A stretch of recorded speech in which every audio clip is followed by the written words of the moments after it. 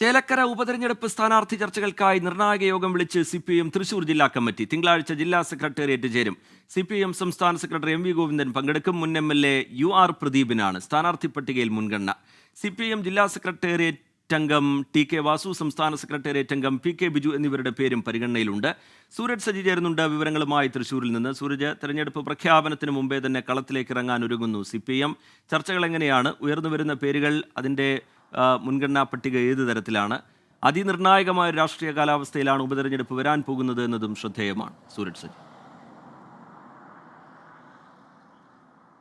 TK, അടുത്ത ആഴ്ച ചേരുന്ന CPM സംസ്ഥാന സെക്രട്ടേറിയറ്റ് സ്ഥാനാർത്ഥികൾ സംബന്ധിച്ചുള്ള ചർച്ചകളിലേക്ക് കടക്കാനിരിക്കെയാണ് നിർണായകമായ യോഗം. അത് തൃശൂർ ജില്ലാ കമ്മിറ്റിയും വിളിച്ചു ചേർത്തിരിക്കുന്നത്. തിങ്കളാഴ്ചയാണ് CPM സംസ്ഥാന സെക്രട്ടറി MV ഗോവിന്ദൻ പങ്കെടുത്തുകൊണ്ട് ജില്ലാ സെക്രട്ടേറിയറ്റ് യോഗം വിളിച്ചു ചേർത്തിരിക്കുന്നത്. ഇതിൽ ചേലക്കരയിലെ സ്ഥാനാർത്ഥി ഉപതെരഞ്ഞെടുപ്പ് സംബന്ധിച്ച് ഒരുങ്ങുമ്പോൾ അവിടുത്തെ മുഖ്യ സ്ഥാനാർത്ഥിയായി ആരെത്തണം എന്ന് സംബന്ധിച്ചുള്ള ചർച്ചകളിലേക്കാണ് CPM കടക്കുന്നത്. മുൻ MLA കൂടിയായ UR പ്രദീപിനെയാണ് ഈ പട്ടികയിൽ പ്രധാനമായും പരിഗണിക്കുന്നത്. UR പ്രദീപിനെ സംബന്ധിച്ച് നേരത്തെ MLA ആയിരുന്ന സമയത്ത് മണ്ഡലത്തിൽ നടത്തിയ വികസന പ്രവർത്തനങ്ങൾ, അതോടൊപ്പം തന്നെ ഈ K രാധാകൃഷ്ണൻ പോലൊരു ജനകീയനായ നേതാവ് ഇവിടെ നിന്ന് മാറുമ്പോൾ അദ്ദേഹത്തിന് പിന്മുറക്കാരനായി എത്താൻ എന്തുകൊണ്ടും ജനങ്ങളുമായി അടുത്ത ബന്ധമുള്ളയാളാണ് UR പ്രദീപ് എന്ന തരത്തിലാണ് CPM UR പ്രദീപിനെ അവതരിപ്പിക്കാൻ ശ്രമിക്കുന്നത്. അതോടൊപ്പം തന്നെ CPM സംസ്ഥാന സെക്രട്ടേറിയറ്റ് അംഗമായിട്ടുള്ള PK ബിജു, അതോടൊപ്പം തന്നെ ജില്ലാ സെക്രട്ടേറിയറ്റ് അംഗമായിട്ടുള്ള TK വാസു, ഇവരെയും ഇവിടെ പരിഗണിക്കുന്നു. മുൻപ് ആലത്തൂർ MP ആയിരുന്നു PK ബിജു. TK വാസുവിനെ സംബന്ധിച്ചാൽ ഈ കർഷക തൊഴിലാളി സംഘടനകളടക്കം, അതോടൊപ്പം തന്നെ ഈ പട്ടികജാതി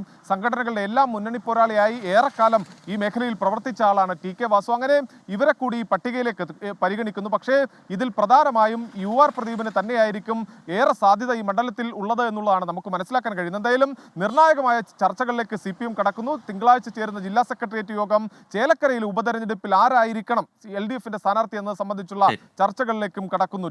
സൂരജ് സജി വിവരങ്ങൾ നൽകുകയായിരുന്നു തൃശൂരിൽ നിന്ന്.